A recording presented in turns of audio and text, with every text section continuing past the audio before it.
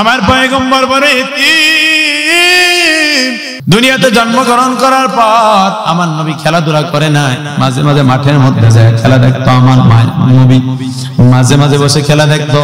প্রতিদিন সন্ধ্যাবেলায় বাড়ির মধ্যে চলে আসতো। তাফসীর ইবনে কাসীরের লেখক আল বিদায়া ওয়ান নিহায়ার মধ্যে আমার নবীর এতিম হওয়ার কাহিনীটা উল্লেখ করেন। সিরাত ইবনে হিশাম বিখ্যাত ইতিহাস গ্রন্থ, আপনি ওই জায়গা থেকে মুতাআলা করে করে বই থেকে বের করে করে আপনি মোবাইল থেকে পড়তে পারবেন।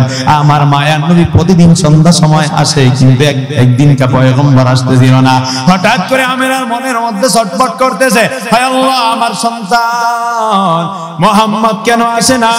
পাগলের মতন হয়ে দৌড় দিল, পাগলের মতন হয়ে দৌড় দিল মাঠের দিকে। মানুষটা দেখতেছে তাদের সন্তানদেরকে কোলের মধ্যে নিয়ে নিয়ে যখন বাসার মধ্যে আসতেছিল, হঠাৎ করে আমার পয়গম্বরের আম্মা আমেনা ডাক দিয়া বলো, মানুষ আমার ছোট্ট বাচ্চা যে মুহাম্মদ আছে তাকে তোমরা দেখছো নাকি?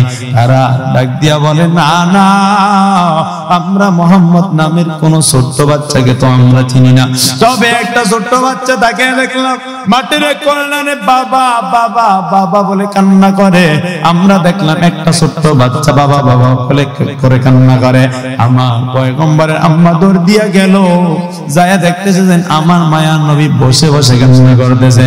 মায়ার নবীকে তার আম্মা কোলের মধ্যে নিয়ে বলে, ও বাবা মুহাম্মদ, তুমি কেন কান্না করো? চোখের পানি ছেড়ে মায়ার নবী ডাক দিয়া বলে, মা আমার বাবা কোথায়?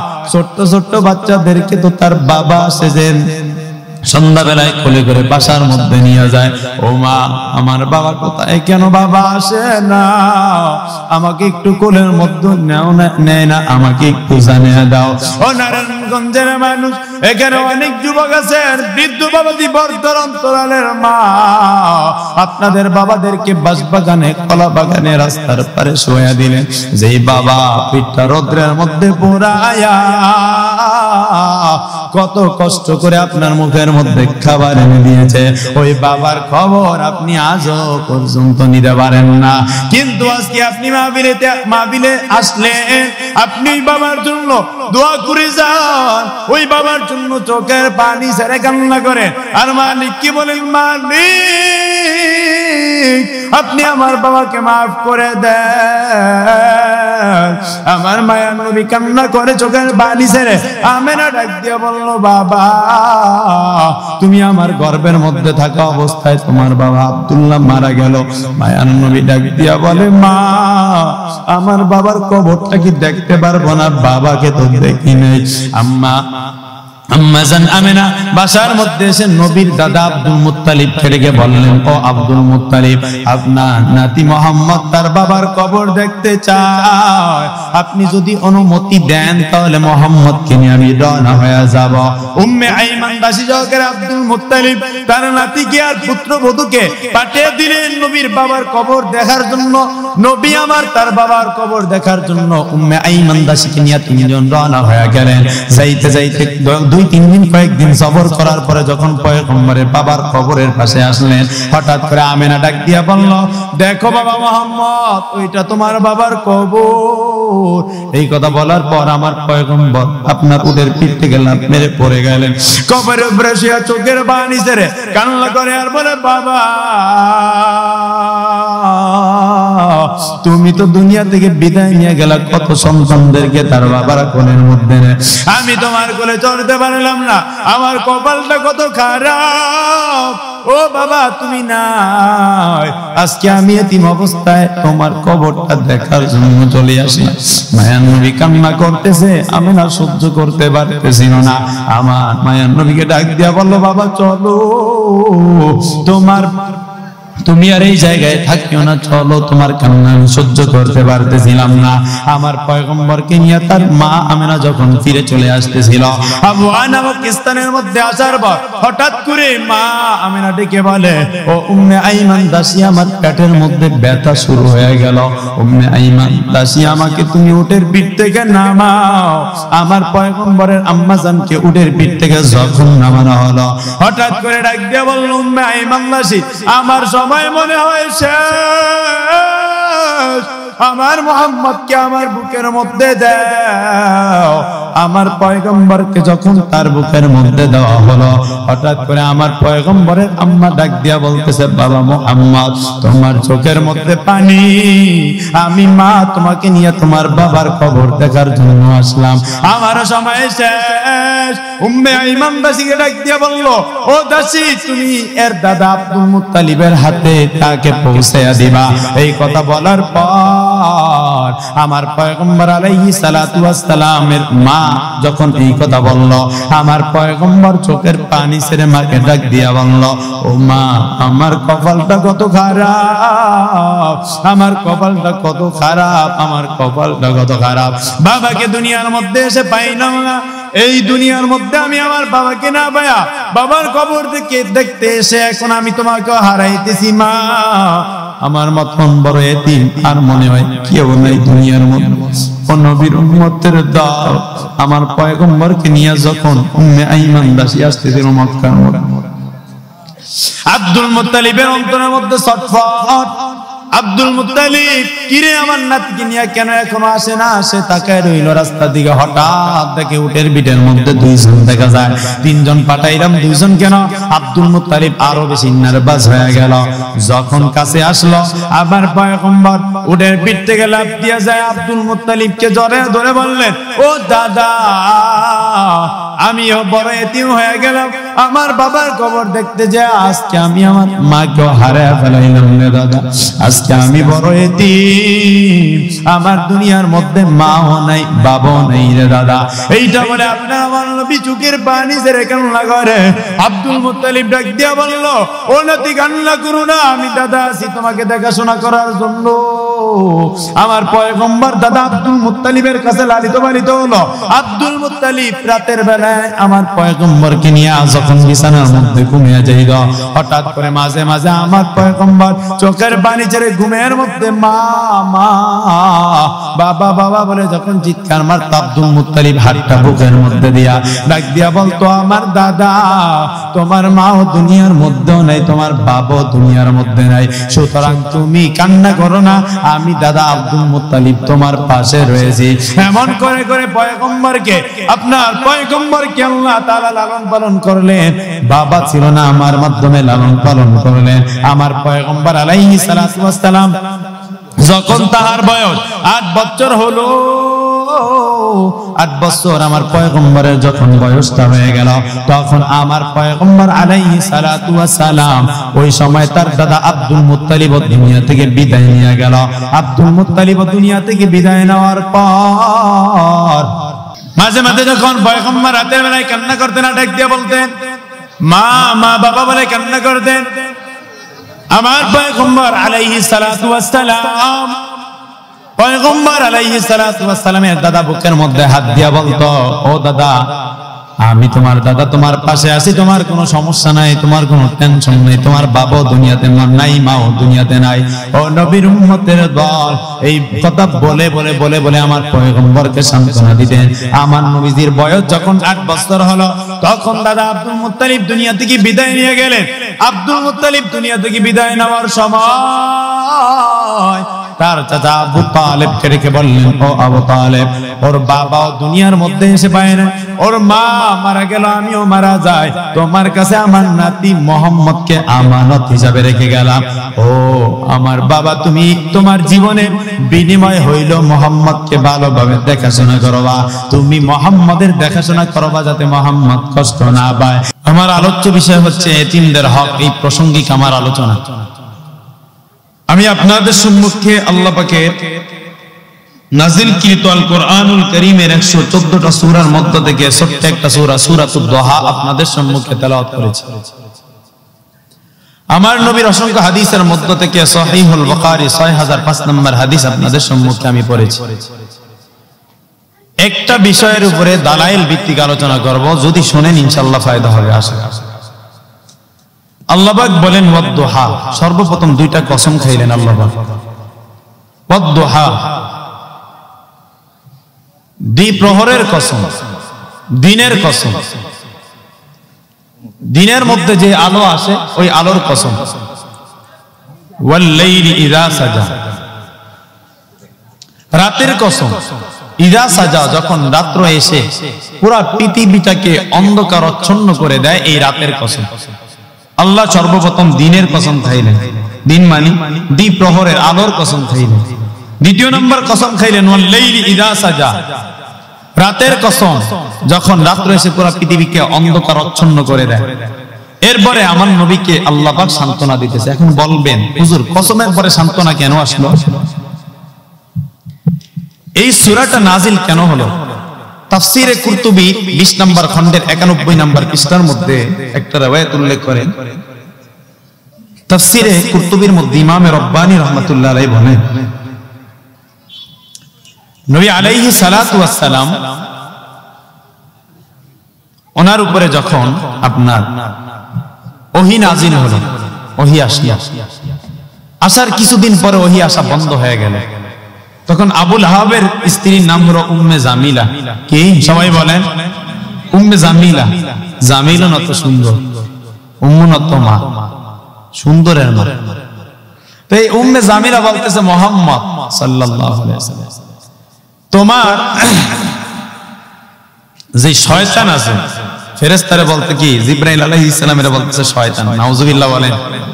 তোমার শয়তান তো তোমারে ত্যাগ করছে, তোমারে ছাইরা দিছে, আর তোমার মালিক তো তোমার কোনো খোঁজ খবর নেয় না। দেখো অনেকদিন পর্যন্ত তোমার উপরে ওহী আসতেছে না। তো আল্লাহ সান্ত্বনা দিলেন নবীকে। দুইটা কসম খাওয়ার পর সান্ত্বনা কি দিলেন? মা ওয়াদ্দাকা রাব্বুকা ওয়া মা ক্বালা। ও নবী, আমি আল্লাহ আপনাকে ছেড়ে দেই নাই, আপনার উপরে আমি বিদ্রুপ করি নাই, আপনাকে আমি ছেড়েও দেই নাই, আপনার সাথে শত্রুতা আমি পোষণ করিনি। সুতরাং আপনার কি টেনশন? ওয়ালাল আখিরাতু খায়রুল লাকা মিনাল উলা। এতে তাফসীরের মধ্যে আল্লামা ইবনে কাসির রাহমাতুল্লাহি আলাইহি, সবাই খেয়াল করেন, এতে তাফসীরের মধ্যে আল্লামা ইবনে কাসির রাহমাতুল্লাহি আলাইহি মুসনাদে আহমদের 1 নম্বর খণ্ড 391 নম্বর পৃষ্ঠার একটা হাদিস উল্লেখ করেন। কি হাদিস? আব্দুল্লাহ ইবনে মাসউদ থেকে বর্ণিত হাদিস। বলেন, একদিন আমি আসলাম, নবীর ঘরের মধ্যে আসলাম, আমি আইসা দেখি আমার নবী খেজুর গাছের যে চাটাই আছে, পাতার চাটাই, চাটাইয়ের উপরে শুয়া পড়ল। শুয়া পড়ার পর আমি ডাক দিয়া বললাম, রাহমাতুল লিল আলামিন,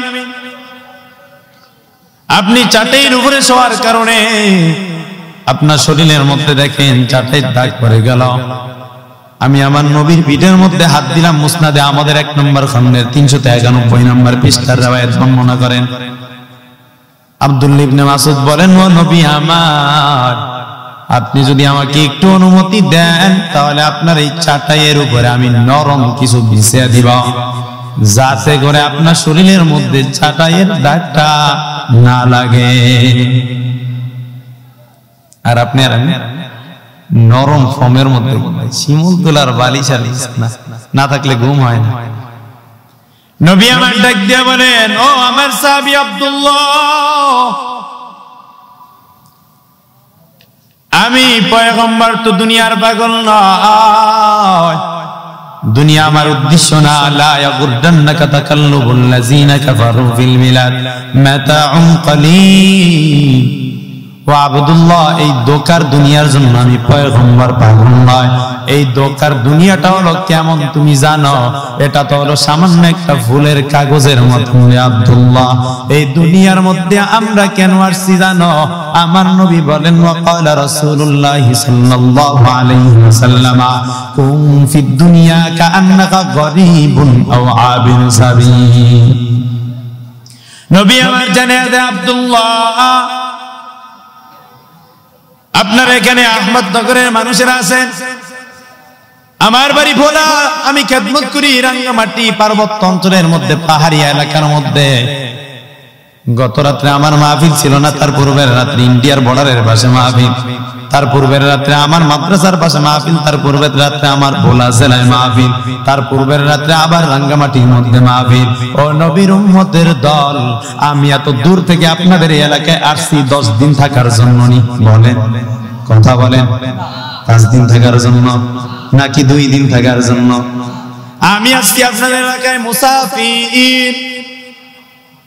আজকে রাত্রে আলোচনা করব, সকালে হয়তো অথবা কালকে দিনটা থাকতে পারি, পরদিন চলে যাব।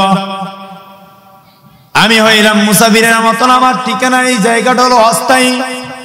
নবী আমার ডাক দিয়ে বলে, ও আব্দুল্লাহ, আমি পয়গম্বর দুনিয়ার মধ্যে এমন আসলাম, এই দুনিয়ার মধ্যে আমি পয়গম্বর কিছুদিন থাকবো, আবার চলে যাব। ও আব্দুল্লাহ, দুনিয়ার নরম বিছানা আমার দরকার নাই, আমি মালিকের জান্নাতের মধ্যে যাই নরম বিছানার মধ্যে ঘুমাবো। সুবহানাল্লাহ বলেন। আরে তাও বলতেছেন নবী আমার বলেন, মুসলিম শরীফের riwayat, সুবহানাল্লাহ বললে কি ফায়দা, নবী আমার জানিয়ে দেয়। ওয়া ক্বালা রাসূলুল্লাহ সাল্লাল্লাহু আলাইহি ওয়াসাল্লাম, আত-তুহুরু শাতরুল ঈমান, সুবহানাল্লাহি তামলাউল মিজান, সুবহানাল্লাহি ওয়ালহামদুলিল্লাহি তামলাআন আও তামলাউ মা বাইনাস সামাওয়াতি ওয়াল আরদ। নবী আমার জানিয়ে দেয়, ও দুনিয়ার উম্মত ভালো করে শুনো, যেই ব্যক্তি একবার সুবহানাল্লাহ, একবার আলহামদুলিল্লাহ জবান দ্বারা বলবে, আল্লাহ বলেন জমিন থেকে নিয়ে আসমান পর্যন্ত যেই ফাঁকা জায়গা আছে, এই ফাঁকা জায়গা সমপরিমাণ নেক আল্লাহ তার আমল নামায় দান করবে।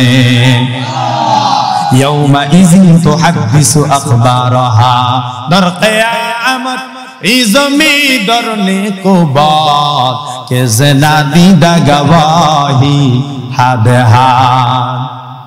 আপনি সুবহানাল্লাহ বলছেন, যেই জায়গায় বসছেন কিয়ামতের ময়দানে, ওই জায়গার জমিনটা আপনার পক্ষে সাক্ষী দিবে। সুবহানাল্লাহ বলছেন, গাছগুলো শুনতেছে কিয়ামতের ময়দানে আপনার পক্ষে সাক্ষী দিবে। ও নারায়ণগঞ্জের মানুষ, নবী আমার ডাক দিয়ে বললেন, ওয়ালাল আখিরাতু খায়রুল লাকা মিনাল উলা, দুনিয়া থেকে আখিরাত আমার জন্য উত্তম। আব্দুল্লাহ, আমার নরম বিছানার কোনো প্রয়োজন নাই। এবার আল্লাহ নবীকে সুসংবাদ জানিয়ে দেয়, ওয়ালা সাউফা ইউতিকা রাব্বুকা ফাতারদা, ও নবী আমার, ও রাহমাতুল লিল আলামিন, ও বন্ধু আমার, ও সিরি আপনার প্রভু আপনাকে এমন নিয়ামত দান করবেন, এমন নিয়ামত দিবে, আপনি এই নিয়ামত পাওয়ার কারণে খুশি হয়ে যাবেন। ইউতির ব্যাপারে ইবনে জারির তাফসীরে তাবারি 24 নম্বর খণ্ডের 487 নম্বর পৃষ্ঠার মধ্যে একটা রায়াত উল্লেখ করেন। কি রায়াত? উনি ইউতির দুইটা তাফসীর করেন। কয়টা? সবাই বলেন, কথা বলেন, কয়টা? আপনারা তো মোবাইল থেকে তাফসীর শুনেন, আমরা তাফসীর তো আপনাদেরকে শুনাইতেছি, এটা কি হয় না? মোবাইল আলাদের মতন হয় না, নাকি ওনারা আরো গর্জিয়াস তাফসীর করেন? যারা আমাদের সমাজের মধ্যে তাফসীর করে, ওনারা শুধু আয়াত বলে আর আয়াতের অর্থ বলে। এমন হলে তো পুরো কোরআন শরীফের আয়াতের অর্থ বলবো এখানে বসে বসে, মুখস্থ বলবো, কোরআন শরীফের দিকে তাকান। ইউতির দুইটা তাফসীর করে ইবনে জারির তাফসীরে তাবারির মধ্যে। এক নাম্বার, আপনাকে যেন দান করব নবী, আমি কি দিব? এক নাম্বার তাফসীর করে ইউতি, নবী আপনাকে আমি হাউজে কাউসার দান করব। সুবহানাল্লাহ বলেন। কি দান করবেন? হাউজে কাউসার। এই হাউজে কাউসারের পাশে থাকবে মতির একটা তাবু, এখানে আমার নবীর উম্মতরা যাবে পানি পান করার জন্য। তাফসীরে জালালাইনের মধ্যে লেখছে, এটা এমন একটা হাউস, যে হাউস থেকে যদি মানুষ একবার পানি পান করেন, তাফসীরে জালালাইন দুইজনা লিখছে, একজন জালালউদ্দিন সুয়ুতি, জালালউদ্দিন মহল্লি। তো শেষে মনে হয় জালালউদ্দিন মহল্লি না, শুরুতে জালালউদ্দিন সুয়ুতি, শেষে জালালউদ্দিন মহল্লি। উনি বলতেছেন নবীকে যেন আল্লাহ পাক হাউজে কাউসার দান করবেন, এটার পানি যে এক গ্লাস পান করবে 50,000 সানা, 50,000 বছর আর পানি তৃষ্ণা লাগবে না। সুবহানাল্লাহ বলেন। এক নম্বর ইউতি তাফসীর করেছেন, আপনাকে আমি দান করব হাউজে কাউসার। দ্বিতীয় নম্বরে ইউতির আরেকটা তাফসীর, ও নবী আপনার উম্মতদেরকে আমি কিয়ামতের ময়দানে হতাশ করব না, জান্নাত দান করব। জান্নাত জানেন? ও নবী আপনার উম্মতদেরকে আমি আল্লাহ তাআলা 10 লক্ষ জান্নাত দান করব। এর নবীর উম্মতের দল, আপনারা মনে করেছেন জান্নাত মনে হয় কত বড় একটা বাড়ি, না না, জান্নাত হলো একটা বাগান। এই বাগানের মধ্যে 10 লক্ষ রাজপ্রাসাদ দিবে, প্রত্যেকটা প্রাসাদের মধ্যে সুন্দরী সুন্দরী ডাঙর চোখ বিশিষ্ট আল্লাহ সুন্দরী সুন্দরী বউ আমাদের জন্ম দিবে। এই জন্য নবীকে বললেন, ও পয়গম্বর অচিরে আপনার প্রভু এমন জিনিস দান করবে যার মাধ্যমে আপনি খুশি হয়ে যাবেন। এবার আমার নবীকে আল্লাহ পাক তিনটা নিয়ামতের কথা স্মরণ করাইতেছে। আলাম ইয়াজিদকা ইয়াতীমান ফাআওয়া, ও নবী হামজা ইস্তিফামিয়া দ্বারা প্রশ্ন করতেছে, আলাম ইয়াজিদকা ইয়াতীমান ফাআওয়া, ও পয়গম্বর আমি আল্লাহ কি আপনাকে এতিম বাবার পরে কি লালন পালন করি নাই? আবার দ্বিতীয় নম্বরে আল্লাহ তাআলা পয়গম্বরকে প্রশ্ন করলেন, ওয়াজাদাকা দাল্লান ফাদা, ও নবী আপনি গুমরাহির মধ্যে ছিলেন, আমি আল্লাহ কি আপনাকে হেদায়েত দেই নাই? ওয়াজাদাকা আইলান ফাআগনা, ও নবী আমার আপনি গরীব ছিলেন, হত দরিদ্র ছিলেন, আপনাকে কি আমি ধন সম্পত্তি দান করি নাই? এমন করে তিনটা নিয়ামতের কথা উল্লেখ করে আমার পয়গম্বরকে জানিয়ে দেয়, ও পয়গম্বর আমার আমি আল্লাহ আপনাকে তিনটা নিয়ামত দান করলাম, সুতরাং আপনি তিনটা নিয়ামতের শুকরিয়া তিন ভাবে আদায় করবেন। এক নম্বরে আদায় করবেন কিভাবে? ফাআম্মাল ইয়াতীমা ফালা তাকহার, ও নবী এক নম্বরে তিন পাওয়ার পর আমি আল্লাহ আপনাকে লালন পালন করলাম, সুতরাং আপনি নিয়ামতের শুকরিয়া আদায় করেন। এক নম্বরে আপনি এতিমদেরকে ধমক দিবেন না, আপনি এতিমদেরকে আবু জাহেলের মতন, আবু লাহাব, উতবা, শাইবা, উমাইয়া ইবনে খালফের মতন ধাক্কা দিয়ে তাড়িয়ে দিবেন না। ও নবীর উম্মতের দল, আল্লাহ তাআলা আমার নবীকে এতিমের কথা উল্লেখ কেন করলেন আপনারা কি জানেন? আমার মায়ের নবী কেমন এতিম ছিলেন? আল বিদায়া ওয়ান নিহায়া, ইমাদউদ্দিন ইবনে কাসিরের লিখিত কিতাবের নাম আল বিদায়া ওয়ান নিহায়া। সিরাত ইবনে হিশাম, আল্লামা ইবনে হিশাম রাহমাতুল্লাহি আলাইহি লিখেন, আর রাহিকুল মাকতুমের মধ্যে আল্লামা মুবারকপুরি রাহমাতুল্লাহি আলাইহি লিখেন, আমার মায়ের নবী কেমন এতিম ছিলেন। আমার মায়ের নবী দুনিয়াতে আসার পূর্বে আমার মায়ের নবীর বাবা আব্দুল্লাহ দুনিয়া থেকে 6 মাস মায়ের গর্ভে থাকা অবস্থায় আমার পয়গম্বরে আব্বাজান দুনিয়া থেকে বিদায় নিয়ে গেল। আমার মায়ের নবী যখন দুনিয়ার মধ্যে আসলো, যখন দুনিয়ার মধ্যে আপনার আমার পয়গম্বর আসলো, আপনার আমার পয়গম্বর আসার পর বাবাকে দেখে নাই, দাদার তার মা তাকে লালন পালন করলো, তার মা লালন পালন করতেছে। আস্তে আস্তে আমার নবীর বয়স যখন বাড়তেছিল, আমার নবী যখন আস্তে আস্তে বড় হইতেছিল, আমার মায়ের নবী ছোট্টবেলা থেকে কখনো খেলাধুলার দিকে আসক্ত ছিল না। কিন্তু আমাদের যুবক ভাইরা বর্তমানে ক্রিকেট, বর্তমানে ভলিবল, ফুটবল, জুয়া, বিভিন্ন রকমের মোবাইলের মধ্যে বিভিন্ন জুয়া খেলতে খেলতে খেলতে খেলতে সময়টা ব্যয় করে করে কিনা? ও যুবক, ফজর পড়ো না, জোহর পড়ো না, আসর পড়ো না, ঘুমাইয়া কাজা করেছো ফজর, তখনও জাগনি, যখনও জোহর, হেলায় খেলায় কেটেছে আসর, মাগরিবের এই শুনিয়া যান, এখনো এর সাথে হওরে শামিল, এখনো এর সাথে আসিস্তান বাজিছে দামামা বাদরিয়া মামা শিরুসু করি মুসলমান। ও আমার কলিজার টুকরা যুবক ভাই, একটা, দুইটা, তিনটা, চারটা পর্যন্ত মোবাইল দেখলেন, হিন্দি সিনেমা দেখলেন, কত রকমের অশ্লীল ভিডিও, কত কিছু দেখার পর সকালবেলা ফজরে আজান দিল, তখন আপনার চোখে ঘুম আসলো। 10টা, 11টা, 12টা পর্যন্ত দিনের বেলা ঘুমায়, ফজরের নামাজ আমার যুবক ভাইরা পড়ে না, ঠিক কিনা ভাবছেন না? বলেন কেমনে মুসলমানের সন্তান ঘুমায় থাকেন ভাই? বলেন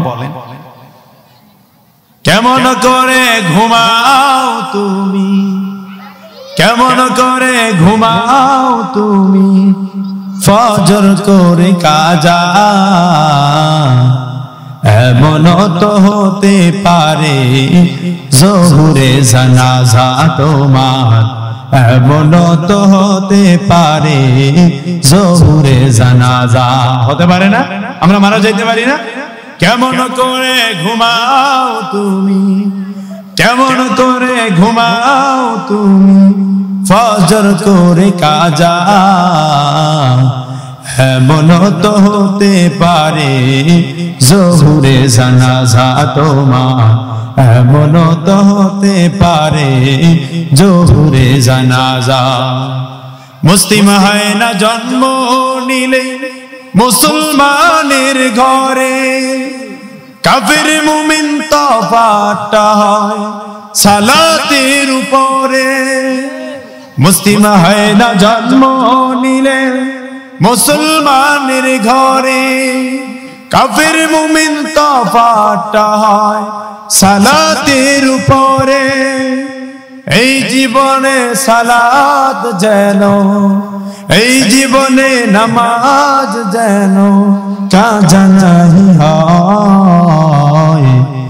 এমন তো হতে পারে জোহরে জানাজা তোমার, এমন তো হতে পারে জোহরে জানাজা। ঠিক না বলে? আরে নবীর উম্মত আল্লাহ বলেন ফজরে আল্লাহু আকবার বলে আওয়াজ দিল, বান্দা শুনে। আমি আল্লাহ বেজার হই নাই, বান্দা সুযোগ রাখলাম জোহরে আয়। ও যুবক বাইরালেন নেশায় পরে বয়ান শুনতে মন চায় না, মন দিয়া শুনেন। আপনার জন্য আমার জন্য বড় নসিহত। আস-সাঈদু মান ওয়াইজা বিগাইরিহি, ভালো ওই ব্যক্তি যে অন্যের থেকে নসিহত গ্রহণ করে, যে অন্যের থেকে ভালো কথাগুলো গ্রহণ করে। ও নবীর উম্মত আল্লাহ ডাক দিয়া বলেন জোহরেও ডাক দিলাম তোকে আমি পাইলাম না। আমি আল্লাহ জোহরেও ডাক দিয়া না পাওয়ার পর বেজার হই নাই। ও আমার বান্দারা, আমি আল্লাহ আসরে তোর জন্য একটা অপশন খালি রাখলাম। ও বান্দা আসর তুই হেলায় খেলায় সময়টা নষ্ট করলা, খেলাধুলা করে করে তুমি নামাজ পড়ার জন্য আসলে না। আমি আল্লাহ বেজার হই নাই। ও বান্দা মাগরিবে একটা অপশন খালি রাখলাম আয়। কিন্তু মাগরিবের সময় তুই বন্ধুদেরকে নিয়ে গাউসিয়া মার্কেটের মধ্যে বিভিন্ন জায়গায় পর্যটক কেন্দ্রের মধ্যে যায় ঘোরাফেরা করে করে তুমি সময়টাকে বেতাল আমাদেরকে প্রতিদিন এবং রাত্র মিরা 24 ঘন্টায় 1440টা মিনিট দান করলেন। আমার আল্লাহ ডাক দিয়া বলেন ও আমার বান্দা, আমি যে এত লম্বা সময় দিলাম, এই লম্বা সময়ের মধ্যে যদি তুমি 50 মিনিট সময় ব্যয় করে 5 ওয়াক্ত নামাজ যদি তুমি ভালোভাবে পড়তে পারো, আমি আল্লাহ তাআলা তোমার আমলনামায় 50 ওয়াক্ত নামাজের সওয়াব দান করব। মকুন জুসতি নামাজে পাঞ্জে গানা ফাওয়াইলুল লিল মুসাল্লিনাল্লাযিনা। আল্লাহ ডাক দিয়া বলেন মাগরিবে অপশন খোলা রাখলাম, আসো আসো গেলাম আমরা। আল্লাহ বলেন বান্দা আমি আল্লাহ এশারে তোর জন্য আরেকটা অপশন খোলা রাখলাম, বান্দা আয় আয় নামাজের জন্য আয়। আপনারা আমরা এশারের সময় বাজারের মধ্যে সময় নষ্ট করে করে 11টা 12টায় বাসার মধ্যে গেলাম। 11টার সময় মোবাইল দেখা শুরু করলাম, 1টা 2টা 3টা 4টা পর্যন্ত সময় পর্যন্ত মোবাইল দেখলাম। আল্লাহ প্রথম আসমানে সেটা দিয়ে বলে বান্দা দুনিয়ার সব মানুষের দরজাগুলো বন্ধ, একমাত্র আমি আল্লাহ তাআলার দরজাটা খোলা। ও বান্দা কুল ইয়া ইবাদিয়াল্লাযিনা আসরাফু আলা আনফুসিহিম লা তাকনাতু মির রাহমাতিল্লাহ। ও বান্দা আসো তওবা কর, আমি আল্লাহ তোর জিন্দেগীর সব গুনাহ maaf করে দিব। ও যুবক বৃদ্ধ বাবাজি বলতেছিলাম, ও পর্দার অন্তরালের আমার মা ও আমার বোনেরা, আজকে থেকে তওবা করেন, 5 ওয়াক্ত নামাজ ভালোভাবে আদায় করে নেন। আজকে মরে গেলে কালকে 2 দিন হয়ে যাবে। আত্মীয় স্বজন ছেলে সন্তান সবাই আপন মনে করে, আসলে কেউ আপনার সাথে থাকবে না, একমাত্র আপনার আমার সাথে থাকবে আল্লাহ আর আপনার আমার আমল। কে থাকবে? এ দুনিয়ায় সবই পার, কবর যে তোর আসল ঘর। এ দুনিয়ায় সবই পার, কবর যে তোর আসল ঘর। কেমনে সে তাই থাকবি পরে শুধুই মাটির বিছানা, কেমনে সে তাই থাকবি পরে শুধুই মাটির বিছানা। চিন্তা করে দেখো না কবরে কি যাইবা না, চিন্তা করে দেখো না কবরে কি শুইবা না। যেই কবরে আল্লাহ ছাড়া বন্ধু কেহ থাকবে না, যেই কবরে আল্লাহ ছাড়া আপন কাউকে পাইবা না। চিন্তা করে দেখো না কবরে কি শুইবা না। আজান কানে শুনিয়া কেমনে তাকো ঘুমায়া, আজান কানে শুনিয়া কেমনে তাকো বসিয়া। নামাজের লাগিয়া কি তোর মোটাও বায়া লাগে না। কবরের আযাবের কথা একটু স্মরণ করো না, চিন্তা করে দেখো না কবরে কি শুইবা না। ওহে মুমিন মুসলমান সেরে চো হাদিস কোরআন, ওহে মুমিন মুসলমান সেরে চো হাদিস কোরআন। অন্ধকার কবরের কথা একটু স্মরণ করো না। আল্লাহ পাকের ভয় তো তোমার অন্তরেতে আসে না, চিন্তা করে দেখো না কবরে কি যাইবা না, অবশেষের ঠিকানা শুধুই মাটির বিছানা। ঠিক কি না বলেন? আল্লাহ ডাক দিয়া বললেন আলাম ইয়াজিদকা ইয়াতীমান ফাআওয়া, ও নবী আপনাকে আমি এতিম বাবার পর কি লালন পালন করি নাই? আপনাকে আমি আল্লাহ তাআলা লালন পালন করেছি গো নবী। সুতরাং আপনি ফাআম্মাল ইয়াতীমা ফালা তাকহার, আপনি এতিমদেরকে ধমক দিবেন না, তাদের সাথে খারাপ আচরণ করবেন না। আমার পয়গম্বর ডাক দিয়া বলেন সহিহুল বুখারী 6005 নম্বর হাদিসের বর্ণনার মধ্যে বলেন আনা ওয়া কাবিলুল ইয়াতীমি হাকাযা ওয়া আশারা বিস সাবাবাতিল মুস্তা, আমি এবং যারা এতিমদের দেখাশোনা করবে, এতিমদেরকে ভালোবাসবে, মহব্বত করবে, তারা কিয়ামতের ময়দানে এমন ভাবে জান্নাতের মধ্যে থাকবে। এই দুইটা আঙ্গুলের দূরত্ব এখান থেকে কি গাউসিয়া বাজার? সবাই বলেন গাউসিয়া পর্যন্ত না একদম কাছাকাছি? সবাই বলেন। আমার নবী বলেন যে এই দুইটা আঙ্গুল যত কাছে, কিয়ামতের ময়দানে আমি এবং যারা এতিমদের দেখাশোনা করবে তারা একসাথে জান্নাতের মধ্যে থাকবে। শুধু কি জান্নাতে থাকবে? নবী বলেন সহিহুল বুখারী 2766 নম্বর হাদিসের বর্ণনা ইজতানিবু সাবাল মুবিকাত, দুনিয়ার মানুষকে জানিয়ে দেয় সূরা নিসার মধ্যে আল্লাহ পাক 10 নম্বর আয়াতের মধ্যে বলেন ইন্নাল্লাযীনা ইয়াকুলুনা আমওয়ালাল ইয়াতামা যুলমা, ও দুনিয়ার মানুষ নিশ্চয়ই যারা এতিমদের সম্পদ জুলুম করে করে খায়, জুলুম করে করে তারা খাবে, ইন্নামা ইয়াকুলুনা ফি বুতুনিহিম নারা, তারা তাদের পেটের মধ্যে ওই এতিমদের মাল খায় না, তারা খায় জাহান্নামের আগুন। নাউজুবিল্লাহ বলেন। জাহান্নামের আগুন সায়াস্তাউনা সাইরা, অচিরে তারা এই জাহান্নামের আগুনের মধ্যে যাবে, জাহান্নামের আগুন তারা শোধন করবে। ও নবীর উম্মতের দল, এই আয়াতের প্রেক্ষাপটে আমার পয়গম্বর বলেন তোমরা ধ্বংসাত্মক 4টা জিনিস থেকে বেঁচে থাকো। এর মধ্যে একটা হলো ওয়া আকলু মালিল ইয়াতীম, তোমরা এতিমদের ধন সম্পদ খাওয়া থেকে তোমরা বেঁচে বেঁচে বেঁচে বেঁচে চলো। ও নবীর উম্মতের দল, এই জন্য আমার পয়গম্বর আলাইহিস সালাতু ওয়াস সালাম অপর একটা riwayat আপনার সহিহুল জামির 2447 নম্বর হাদিসের বর্ণনা আমার নবী সাল্লাল্লাহু আলাইহি ওয়াসাল্লাম বলেন ওয়া ক্বালা রাসূলুল্লাহ সাল্লাল্লাহু আলাইহি ওয়াসাল্লাম আল্লাহুম্মা ইন্নী উহাররিদু হাক্কাজ যাঈবাইনি ওয়াল ইয়াতীমি ওয়াল মারআ, আমার পয়গম্বর বলতেন মালিক আপনি আমাকে দুর্বল এমনকি মহিলা এবং এতিমদের হক খাওয়া থেকে বাঁচিয়ে রাখেন। আর দুনিয়ার মানুষদেরকে বললেন তোমরা হক মেরে খাইবা না, তোমরা এতিমদের সম্পদ তোমরা ভক্ষণ করবা না, এতিমদের সাথে খারাপ আচরণ করবা না। ও নবীর উম্মতের দল, এক সাহাবী আমার পয়গম্বরের কাছে আসলেন, সহিহুল জামির 80 নম্বর হাদিসের বর্ণনা আন আবি দারদা রাদিয়াল্লাহু তাআলা আনহু قال আবি দারদা রাদিয়াল্লাহু আনহু থেকে বর্ণিত হাদিস সহিহুল জামির 80 নম্বর হাদিসের মধ্যে পয়গম্বরকে এক সাহাবী এসে ডেকে বললেন পয়গম্বর আপনি আমাকে জানিয়ে দেন আমার অন্তরটা অনেক শক্ত, আমার অন্তরটা কিভাবে নরম করব। নবী আমার ওই সাহাবীদেরকে জানিয়ে দেয় ও সাহাবী ইরহামিল ইয়াতীমা, তুমি এতিমের উপরে রহম করো। এবং পয়গম্বর বলেন ওয়া মাসহুর রাসাহু ওয়া মাসহা রাসাহু, এবং তার মাথার মধ্যে তোমার দয়ার হাতটা তুমি বারবার বুলিয়ে দাও। তৃতীয় নম্বরে পয়গম্বর বললেন ওয়া আতইমহু মিন তাআমিকা, তুমি তোমার খাবার থেকে কিছু খাবার তুমি এতিমদেরকে দান করে দাও, এতিমদেরকে খাওয়ায়া দাও। খাওয়াইলে কি ফায়দা হবে? আমার পয়গম্বরের হাদিস সুনানে আবি দাউদের 1682 নম্বর হাদিসের বর্ণনা আমার পয়গম্বর বলেন ওয়া ক্বালা রাসূলুল্লাহ সাল্লাল্লাহু আলাইহি ওয়াসাল্লাম আইয়ুমা মুসলিমিন, আমার পয়গম্বর বলেন এ মুসলমানের দলেরা, হে মুসলমানেরা, আতআমা মুসলিমান আলা জুইন, যে ব্যক্তি কোন মুসলমানকে খাবার খাওয়াবে, খাবার দিবে, আতআমাহুল্লাহু, আল্লাহ তাআলা ওই ব্যক্তিকে খাওয়াবেন মিন সিমারিল জান্নাহ, যে ব্যক্তি কোন মুসলমান ক্ষুধার্তকে খাবার দান করবে, খাবার খাওয়াবে, এতিমদেরকে খাবার দিবে, খাবার খাওয়াবে, আমার পয়গম্বর বলেন ওই সমস্ত ব্যক্তিদেরকে আমি আল্লাহ জান্নাতের মধ্যে জান্নাতি ফল খাওয়ায় দিব। আতিনা ফি দার দুনিয়া না হাসান, আতিনা ফি দার উকবানা হাসান। এর নবীর উম্মতের দল, আল্লাহ ডাক দিয়া বললেন ওয়াজাদাকা দাল্লান ফাদা, ও নবী আপনাকে আমি পাইলাম যে আপনি গোমরা অবস্থায় ছিলেন। এখন আপনি প্রশ্ন করতে পারেন আমার নবী কি পথভ্রষ্ট ছিল?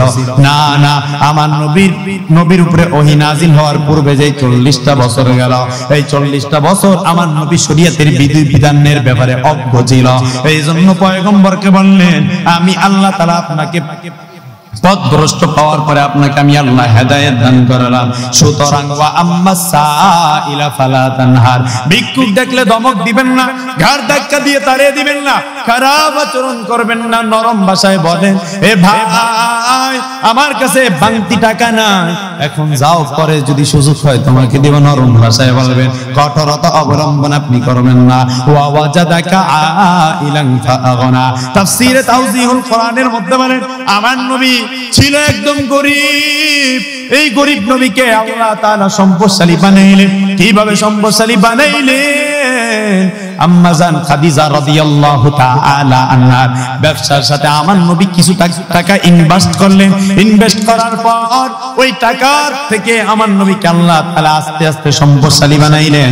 তাফসীরে তাওজিহুল কোরআনের মধ্যে বলেন আমার নবীকে আল্লাহ তাআলা গরীব থেকে ধনী বানাইলেন। সুতরাং পয়গম্বর ওয়া আম্মা বিনিয়ামাতি রাব্বিকা ফাহাদ্দিস, ও নবী আমার আপনি ভালো করে আপনি আমি মালিকের এই নিয়ামতের শুকরিয়া আদায় করেন, মানুষের কাছে আমার নিয়ামতের কথা বলেন। ও আমলা আহমদনগরের মানুষেরা, আজকে আপনার টাকা পয়সা ধন দৌলতের অভাব নাই, কিন্তু মাদ্রাসায় তাকায় দেখেন এমন সন্তানও আছে সামান্য পাতলা একটা কম্বল গাও দিয়ে রাতের বেলা ঘুমায়, বাচ্চারা ভালোভাবে খাইতেও পারে না।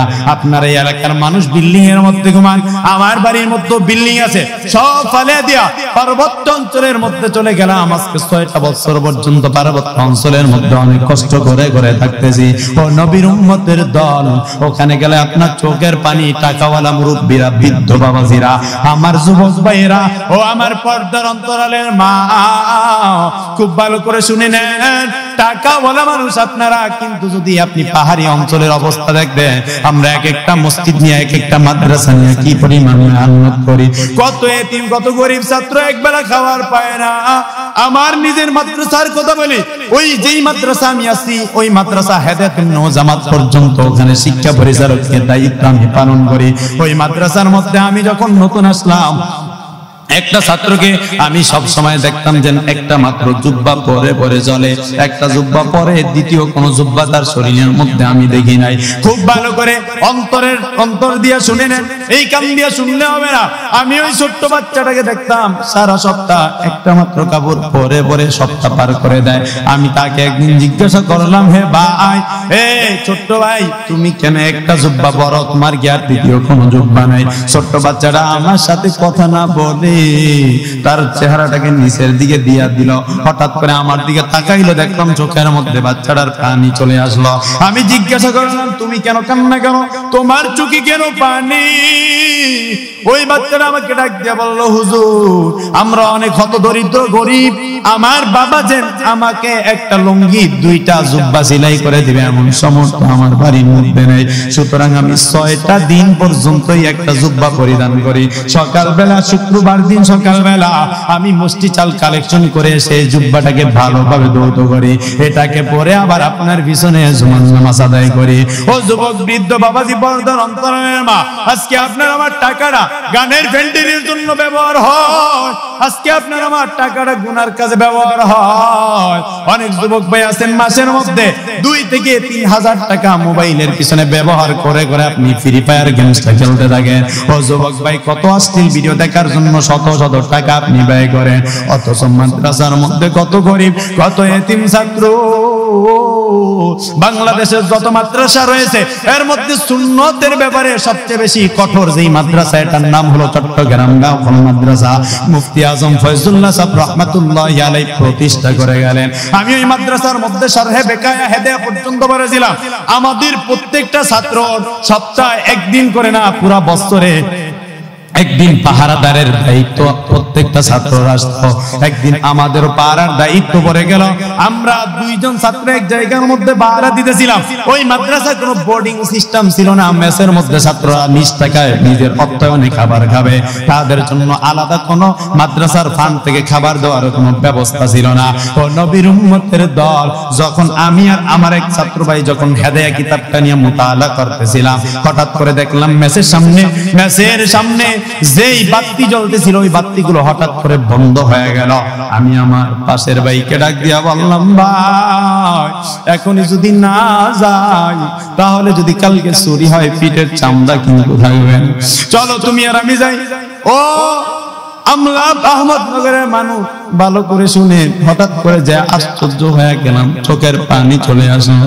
হঠাৎ করে বিশাল বড় একটা নারিকেল গাছের আড়ালে যুক্তি মেরে দুইজন দাঁড়িয়ে দেখি, সাথে একটা পাগড়ি মাথার দেনেওয়ালা একটা ছাত্র, বয়স মনে হয় 18-20 বছর হবে।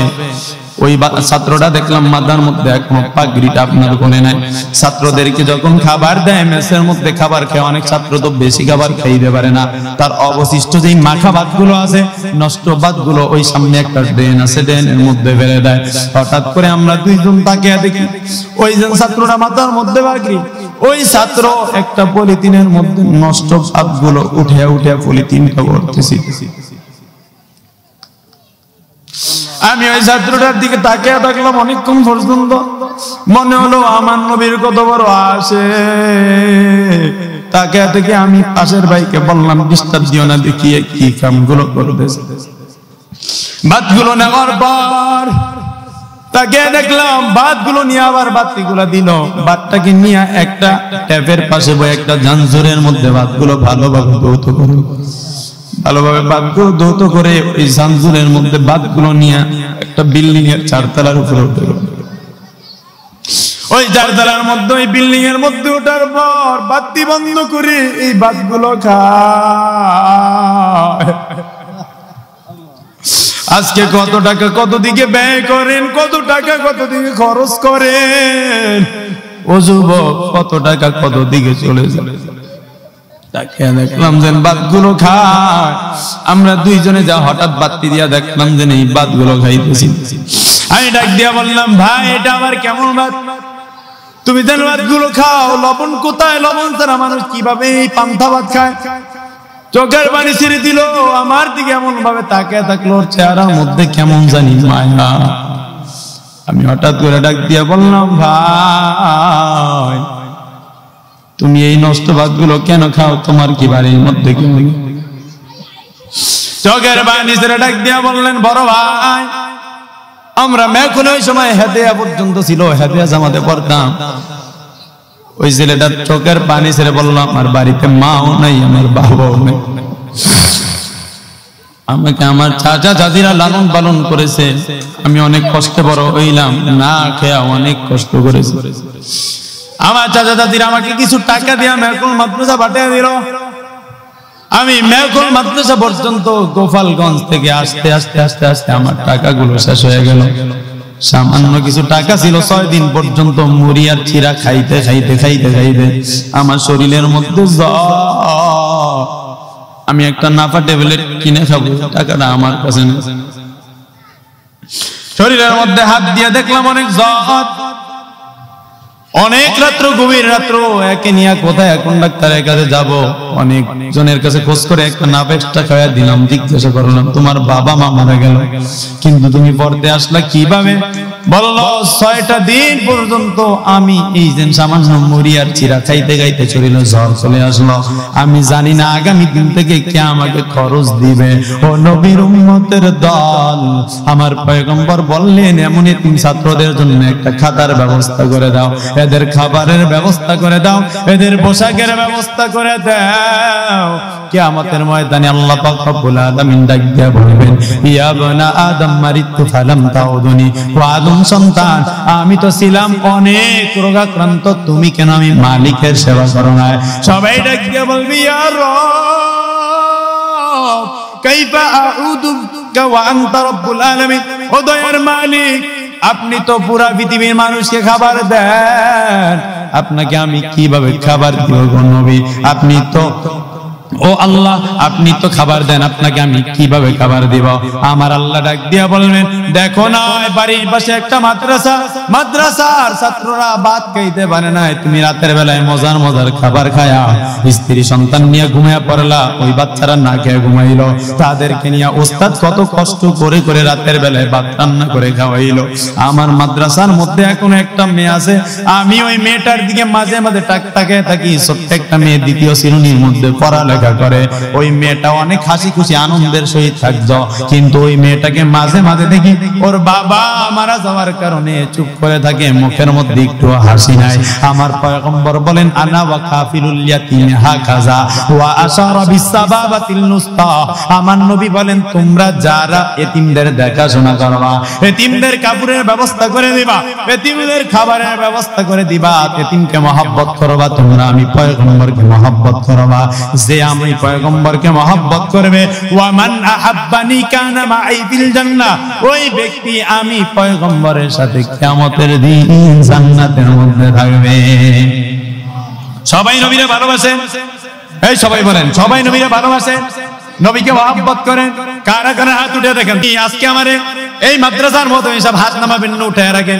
এই মাদ্রাসার মুতামিম সাহেব বলল, হুজুর এই আহমদনগরের মানুষের মন বড়, তাদের মতন বড় মনওয়ালা কোনো মানুষ নাই। তারা আল্লাহকে ভালোবাসে, নবীকে ভালোবাসে, কোরআনকে ভালোবাসে। হুজুর তাদের কাছে যেই সময় যা যাবেন, আপনি মুসাফির মানুষ আসছেন, তাদের কাছে আপনি চেয়ে দেখবেন, মাদ্রাসার জন্য এতিমদের জন্য যাবেন, দেখবেন এই মানুষগুলো দান করে। আপনারা সবাই তো মাদ্রাসাকে ভালোবাসেন, বাসেন না? বাসেন কিনা? মাদ্রাসা আপনাদের জন্য রহমত।